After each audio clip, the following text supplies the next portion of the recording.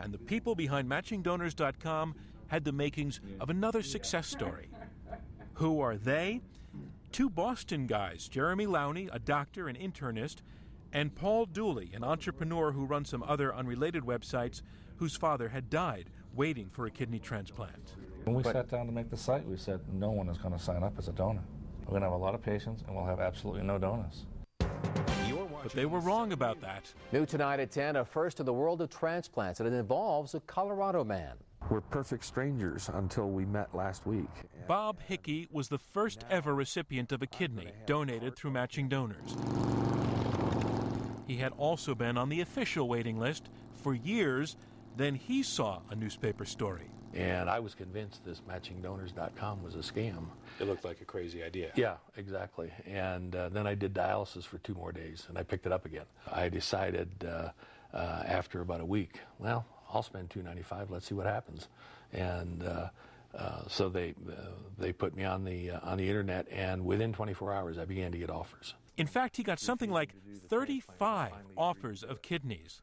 One of them, donated by Rob Smitty from Tennessee, gave Hickey his life back. Now you've got the kidney. How are you feeling now? Oh, I feel great. I mean, it's total recovery? Yeah, it really is. And that's how it would turn out also for Karen Traxler. This summer, she headed for Northwestern Memorial Hospital in Chicago with Susan Buonsante, who would give Karen one of her kidneys. But back before all this, in that conversation with the two of them, I kept wondering this about Susan. I mean, all of that's going to bear on your family. You're not the only one going through this. They are, too. Mm-hmm.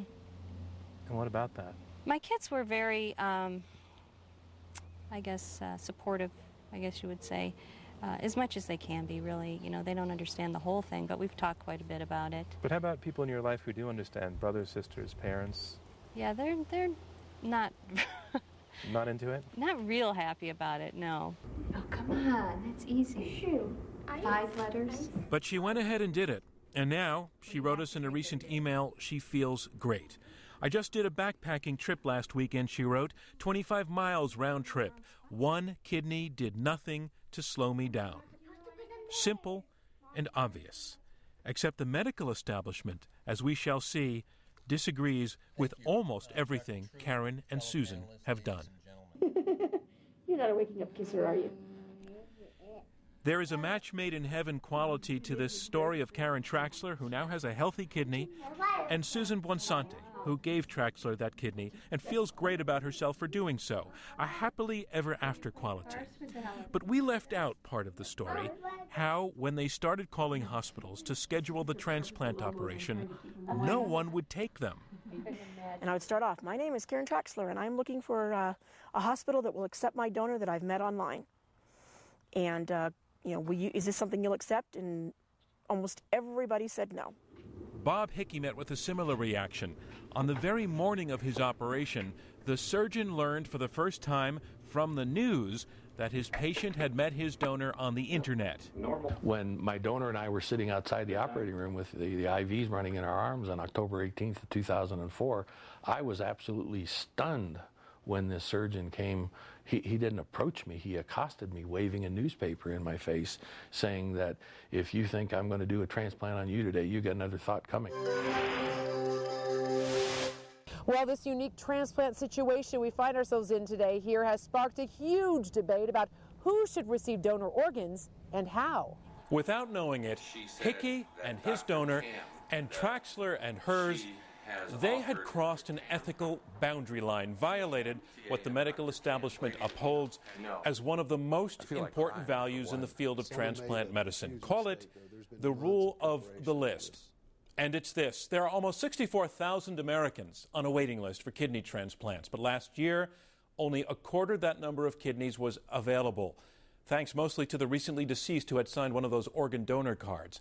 An organization called UNOS, the United Network for Organ Sharing, sets the rules, and basically they say available kidneys go to those who have waited longest on the list and who are the best match. That's the rule of the list. Simple. And UNOS believes fair. The claims made by MatchingDonors.com are unverified and in many cases misleading. And so deeply ingrained is this particular ethic that at a conference held at Harvard this year, Dr. Douglas Hanto didn't even try to sound diplomatic when he said what he thought of the website, MatchingDonors.com, that lets people bypass the list. So from my point of view, the tactics of the organization are disreputable.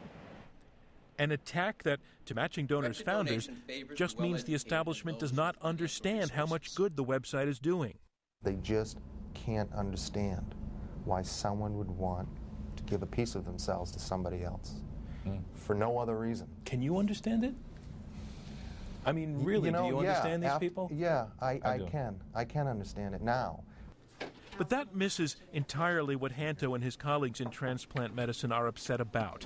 Hanto himself is a first-rate surgeon, nationally recognized. He used to chair the ethics committee of the American Society of Transplant Surgeons. We want a system that takes a scarce resource and uses it to the best ability that we can in a way that is the fairest to everyone. And what Matching Donors reminds him of, a story that anyone who ever studied medical ethics knows about, the Seattle dialysis scandal.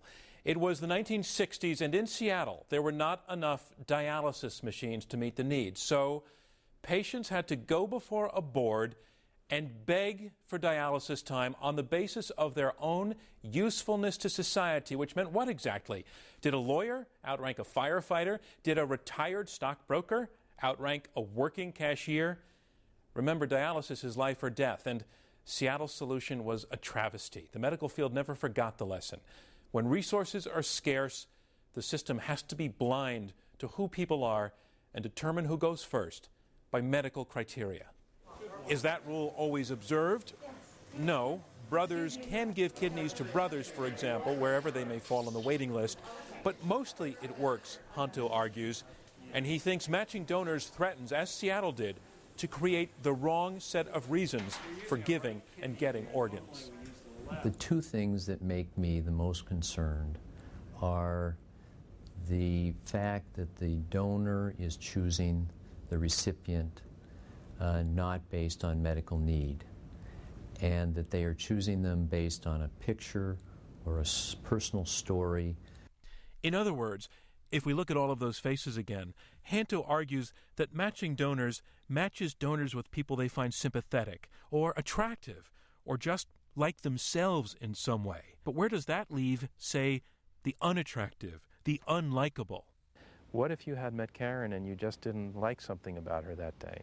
Mm-hmm. I suppose if we didn't hit it off, then I probably wouldn't be here. I find that a problem, because I think that is what we're concerned about, is that they're going to pick someone who's like them rather than the person who needs the organ. So they may, I don't know if you asked the question, what if she had been, would she have gone to the website if there weren't any other white women like her? And it is still fundamentally troubling at some level that strangers would do this for strangers. Even Bob Hickey doesn't quite get it. I've asked myself the question, if the tables had been turned, would I have done the same thing? And the honest answer is no. I would not have done it. But it is happening, even if we have yet to figure out what the rules should be. I'm John Donvan for Nightline in Washington.